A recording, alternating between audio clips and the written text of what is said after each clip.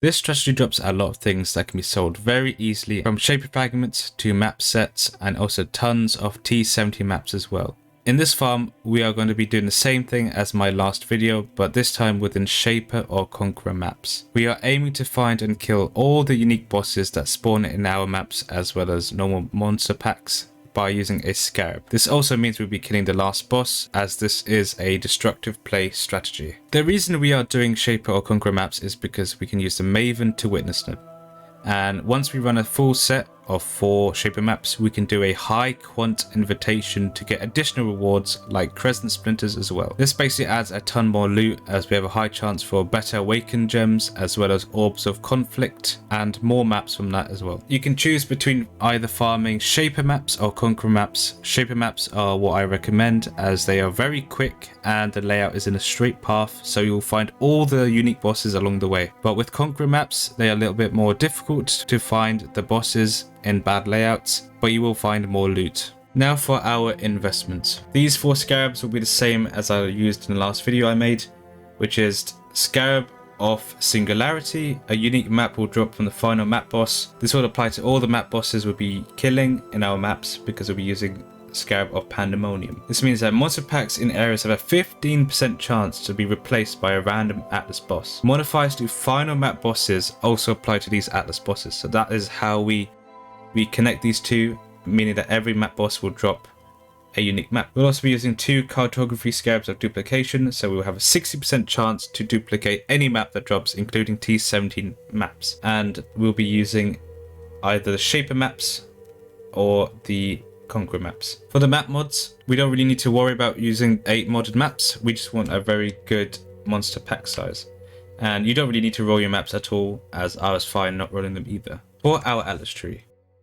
So the first thing is I've selected these points to have less scarabs drop. As you can see, scarabs found in your maps cannot be blight scarabs. This goes for the same of any of these other ones. For example, Delirium, I won't be seeing Delirium scarabs, or any Expedition or Abyss. And we've taken all the map nodes, these map nodes, these map nodes, and these map nodes. I've also gone here to get the increased devoted modifiers as well, to see if that buffs anything. And we'll be taking shrine nodes and tons of scarab nodes as well. Significant troves is a very important one, since we'll be farming unique monsters. I've taken explicit modifiers as well to make the map more juicy, more map size. This goes for shrines, extra shrines, and the extra explicit nodes here and here. Now, I've taken thorough exploration. If the boss gets too hard, you can take this off.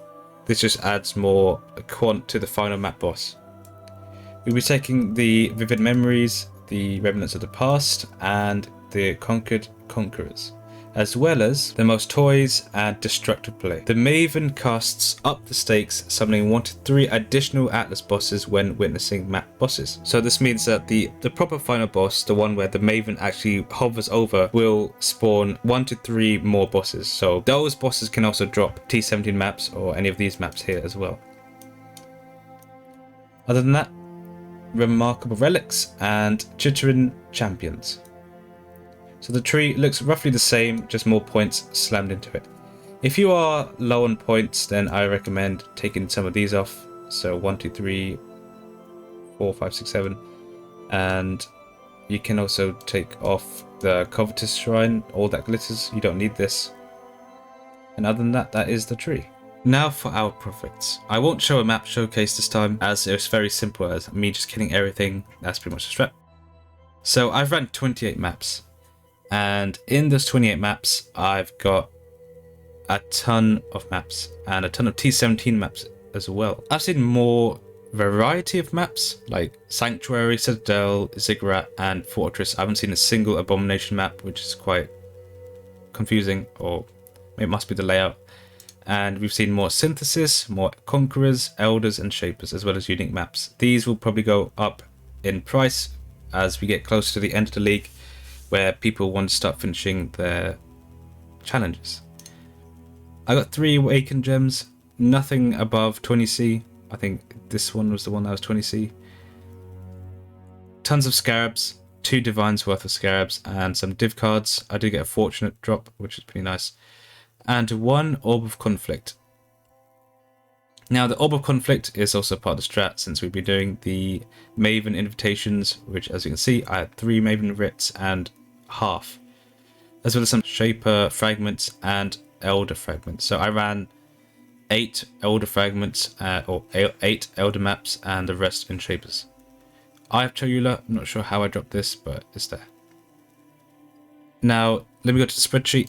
Now looking at the spreadsheet, it is 28 maps. I've invested 884 chaos in currency and have made back total of 4,000, meaning 3,100 in profit. Scarab of Pandemonium, Singularity Duplication. Now if we look at the stuff I've had about 30 T17 maps.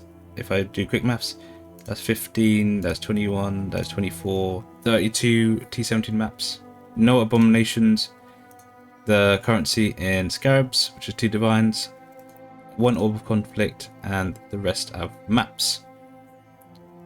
So I've taken 3 minutes per map, and I have a very slow build. So me doing 3 minutes a map is quite quick, and I've hopped on my faster character, which is doing it in 2 minutes, 1 to 2 minutes. So 15 divs an hour if you're doing 3 minutes a map, and 22 divs an hour if you're doing 2 minutes a map. Now these only apply to Shaper. Conqueror maps will probably take a much more longer. But as you can see, I've made 113 profit per map, which is quite nuts. And the amount of T17 maps we make is ridiculous. Now I've seen your comments from the other video where people were saying that they didn't get many T17 maps dropping, which is quite confusing, as me and Socia in my Discord server, we both run in this strategy so many times, and we see on average 1 to 4 T17 maps every other map, which is a lot. So I'm not sure what's going on there, if you guys clicked something wrong, or maybe it's just GGG maybe did something there where half the player base is for some reason not dropping T17s and the other half are dropping way too many. Now before making this video, I did have a break of about 2 weeks as I've had a lot going on,